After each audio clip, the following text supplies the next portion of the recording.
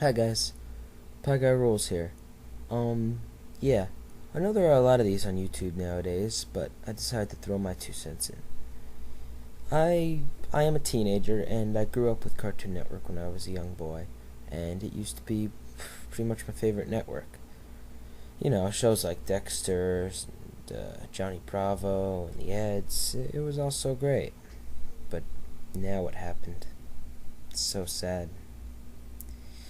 Well, let's begin with the good. So let's take a peek at some of the highlights of the best parts of Cartoon Network.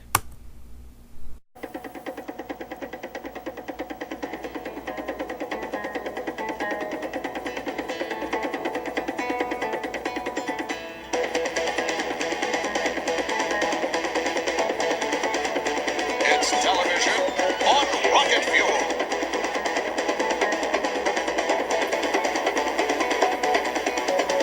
And the tunes are in control.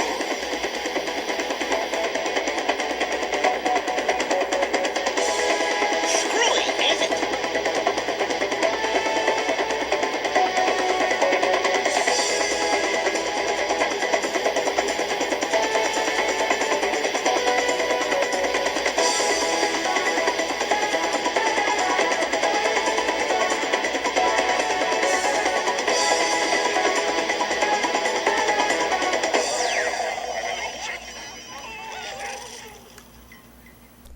For 10 years, the best place for cartoons.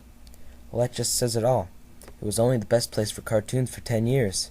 After that, it turned to, well, let me show you a little clip of some of the horribleness that Cartoon Network has turned into today. With this picture, but she's from planet attitude is my sister. Mama could help, but she's his big at the moment. Dad isn't qualified to counsel a donut. Bam! I didn't see that train. Now I've got cartoons coming out of my brain. No one can see them, so it's hard to explain it. I'll keep my head when there's a freak trying to claim it. Till then, if I can make some new friends and not go off the deep end, I'm glad I'm out of my head. Well, I'll tell you the first thing wrong with this picture right now. This is Cartoon Network. That's a live-action show. Seriously, what gives? Okay, there's cartoons in it. How does that make it a cartoon? Alright, let's go on to the next part. But she's from planet attitude is my sister. Mama could help, but she's his big at the moment. Dad isn't qualified to counsel a donut. Bam! I didn't see that train. Now I've got cartoons coming out of my brain. Did you get all that? There's kind of a lot there. So, apparently the writers decided that they can't come up with enough ideas if the boy just had cartoons coming out of his brain. They have to throw in an alien sister, his dad is the principal or some sort of guidance counselor, and his mom is an astronaut. Okay. So, let's see. Why does it have to be an alien? Also, she dates a werewolf in the series. What does that have to do with anything? I mean, can't you come up with enough story ideas for cartoon characters coming out of some freakish kid's brain? And another thing, if you got hit by a train, I think you'd have a lot more to worry about than having cartoons in your head. I think that kind of sounds as like... I know it's a fiction show, but really, it doesn't make any sense at all. Especially when you see the clip of him getting hit with the train. He, goes flying 50 feet in the air. Jeez. Alright, let's continue. No one can see them, so it's hard to explain it. I'll keep my head when there's a freak trying to claim it. Okay, so here's the one part where I kind of agree with the show. There's this guy that tries to steal back the brain because, and I did see the movie was okay, because the brain that he got is Milt Appleday's, some sort of cartoon, like Walt Disney of our time, based on the myth of Walt Disney's brain. So basically, this is the Walt Disney guy's son. So he wants his daddy's brain back by stealing it out of Jimmy. Okay, that's actually kind of a valid plot point. I mean, it goes along with everything. Well, it goes along a lot more than Aliens, at least. But considering that, in the show, he's pretty much just comic relief. He doesn't have any... Actually, I don't even think I've seen him with Jimmy in the show at all. Mostly, he just argues with Yancey. Oh, and another thing, he lives with a family. Apparently, they decide to take him in for no apparent reason. Yes, Oh, and on top of this, Jimmy also runs the Appleday Studios, which is like Disney Studios. So, yeah.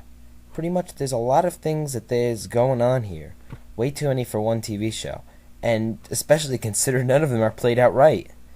So let's continue with the last of the theme song. If I can make some new friends and not go off the deep end, I'm glad I'm out of my head. So he wants to make new friends. Well, it's kind of hard to do considering he only hangs out with two kids at the same time, who are brother and sister, which happen to also be changed from the movie. In the movie, they're Asian. Now they're African American and played by completely different actors and actresses. Seriously, the first time I saw it, I was like, okay, from the movie, Jimmy decides to dump his friends and pick up these clones of them that look nothing alike them but act the same way. So apparently they're the same characters, just different actors, which is one big problem. There's a lot of continuity errors between the series and the movie. Oh, and another thing, in the commercials, based on the hit movie, Reanimated. Well, how was that a hit movie? It wasn't even in theaters. I don't see it nominated for anything. I mean, I could be wrong on this, but still. Okay, so, and the last part. And not go off the deep end, or else I'll go out of my head. Well, I know the creators must have been out of their head. The show is nuts. So, yeah, let's talk about a few plot points. Well, first of all, okay, so basically, he got hit by the train, and now he's got now he sees what this cartoon creator saw. Alright, but now, so technically it's all in Jimmy's mind. Now, how is it that these cartoon characters are able to dig holes and affect things in the real world like biting people? Does that make any sense whatsoever? Yeah, no, none whatsoever. Not at all. And also, the laugh track that they decide to put in midway through the first season and put in during the early episodes. Oh my god. It's like telling you when to laugh at horrible moments. I mean, seriously, it's like having it. They may as well just put a little sign in the corner that says applaud, because no one's laughing at those parts. I'm serious, even my little 6-year-old cousins don't like this show. It doesn't make any sense. And why is he in junior high anyway? The show's supposed to be appealing to little kids. Okay, so that was my little rant about that show. And that's just one of the many flops on Cartoon Network. Let's move on to the next bad show on Cartoon Network. Does anyone remember this masterpiece?